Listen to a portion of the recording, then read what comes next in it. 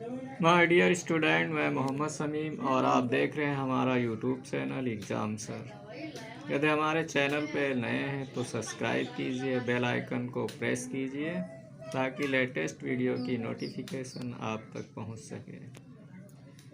मुझे उम्मीद है कि आप लोग स्वस्थ होंगे और अपनी तैयारी में व्यस्त होंगे। चलते हैं आज के हम अपने सेशन पर। डियर स्टूडेंट, आज का हमारा पहला क्वेश्चन है कि डीएनए की उप इकाइयों को क्या कहते हैं। तो डीएनए जो होता है उसके उप इकाइयों को क्या कहते हैं, इसमें ऑप्शन हमारे पास दिए हुए हैं। न्यूक्लियोटाइड, केंद्रिका, न्यूक्लियोसाइड, पॉलीपेप्टाइड।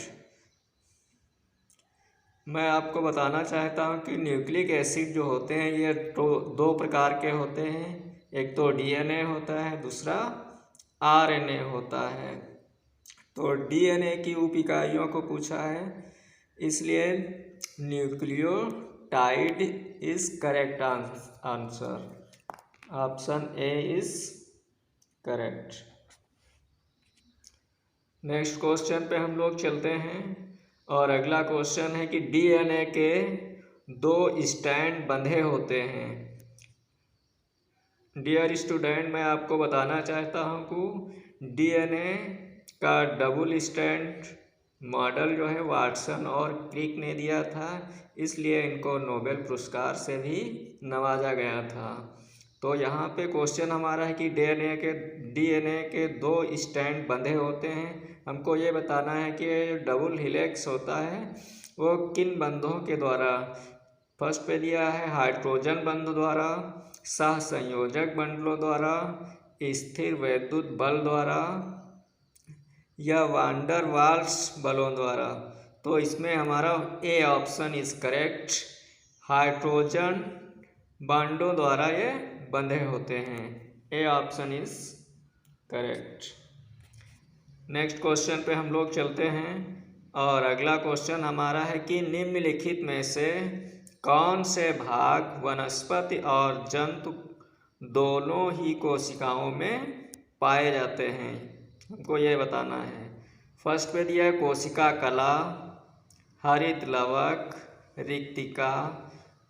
डियर स्टूडेंट, कोशिका कला जो है ये केवल वनस्पति कोशिका में पाई जाती है, इसलिए ये हमारा ऑप्शन नहीं है। सेकंड है कोशिका भित्ति, केंद्रक, रिक्तिका। कोशिका भित्ति जो होती है ये भी नहीं पाई जाती है। तीसरा ऑप्शन है कोशिका कला, कोशिका द्रव्य और केंद्रक, सेल मेम्ब्रेन और साइटोप्लाज्म एंड केंद्रक, न्यूक्लियस। ये C option is correct.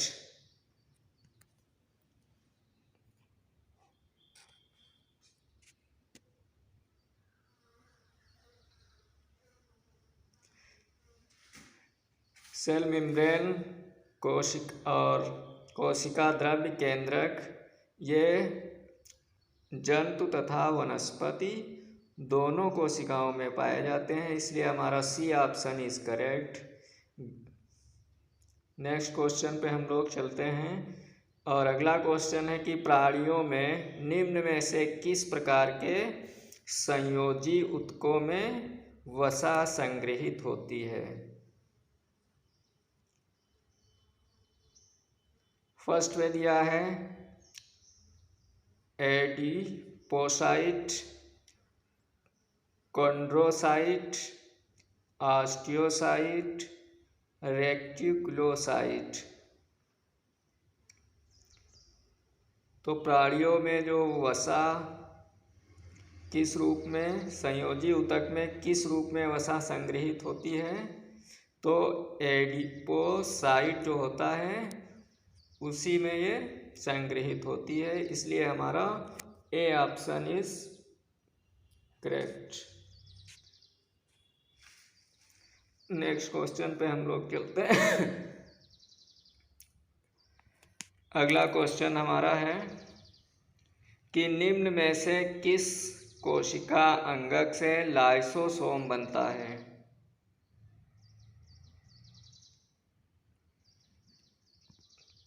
First पे दिया है केंद्रक, अंतःप्रद्रव्य जालिका, गाल्जी काय, राइबोसोम।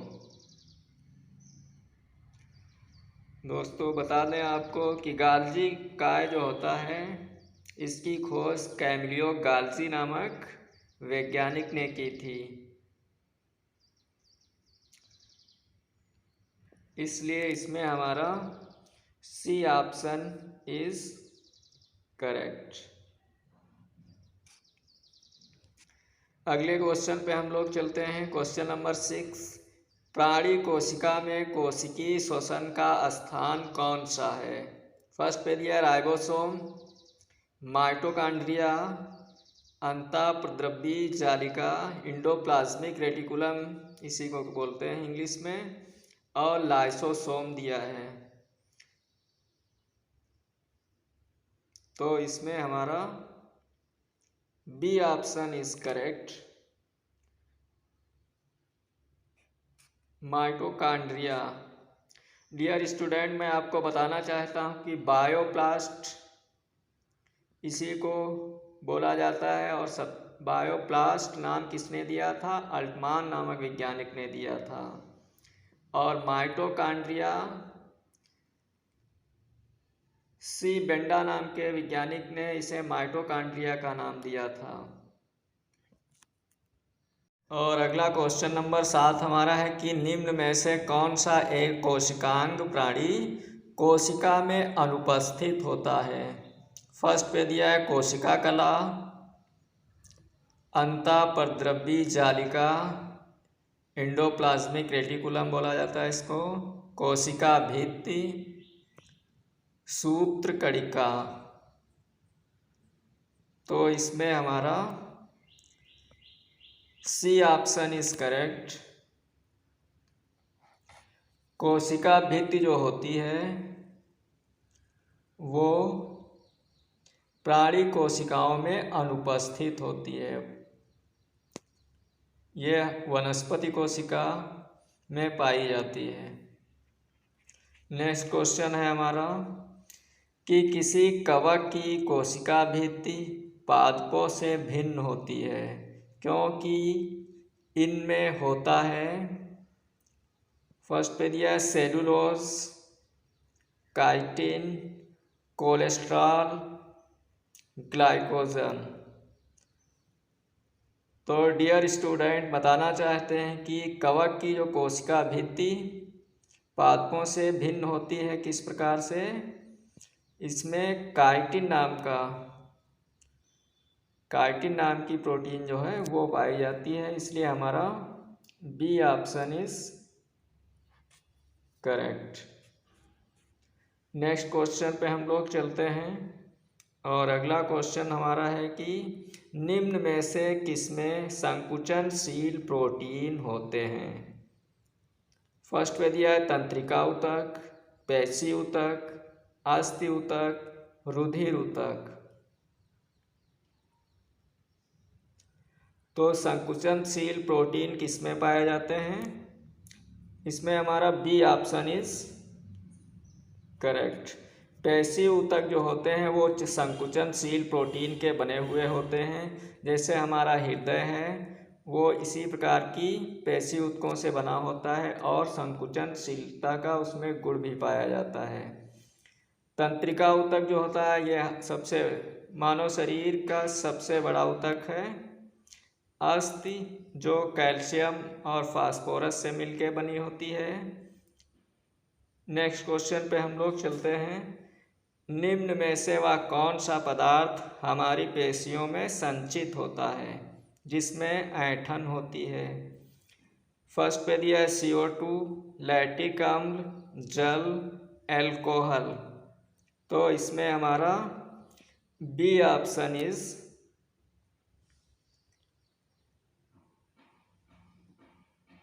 करेक्ट।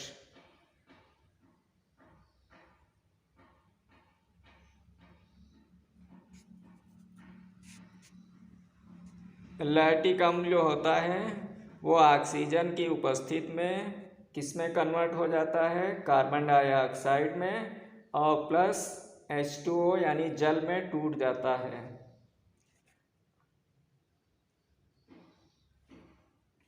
नेक्स्ट क्वेश्चन पे हम लोग चलते हैं और अगला क्वेश्चन हमारा है कि मानव शरीर में लौह पुंज किसमें हैं।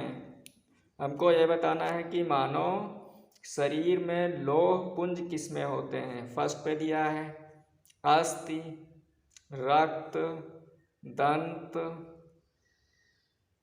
और यकृत दिया है।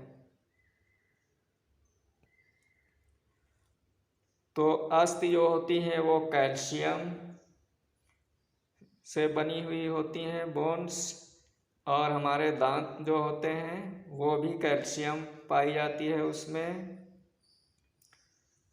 रक्त जो है इसमें आरबीसी कणिकाएं होती हैं जिसमें हीमोग्लोबिन होता है। हीमोग्लोबिन में हीम नाम का एक हार्मोन्स होता है जिसमें आयरन के पुंज पाए जाते हैं, इसलिए इसमें हमारा बी ऑप्शन इज करेक्ट।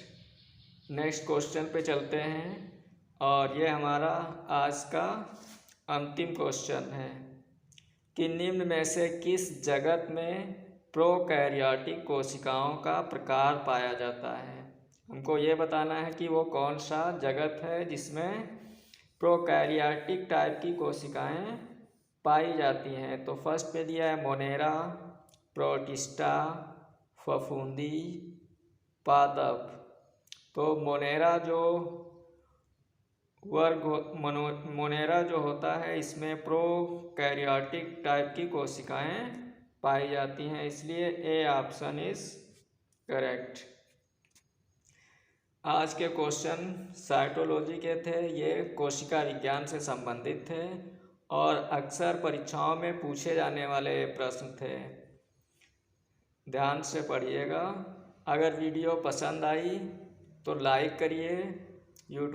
हमारे यूट्यूब चैनल पे नए हैं तो चैनल को सब्सक्राइब करिए, पास की बेल आइकन को प्रेस कीजिए ताकि लेटेस्ट वीडियो की नोटिफिकेशन आप तक पहुंच सके। वीडियो देखने के लिए धन्यवाद।